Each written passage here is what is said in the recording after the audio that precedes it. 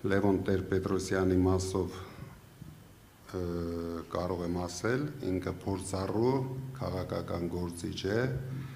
դրա համար ունի իր ճանաչելով Փաշինյանին, ունի իր անհանգստությունները, բայց մենք գնալու ենք մեր օրակարգով, մեզ պետք չէ տարբեր օրակարգների մեջ մասնակցել, մենք գնում ենք մեր օրակարգով, բացարձակ հաղթանակի և մենք վստահ ենք, որ այդ օրը գալու է, մենք ստանալու ենք հաղթողի մանդատը և ձևավորելու ենք կառավարություն։ Բայց նաև պատրաստ եք հետընտրական զարգացումների,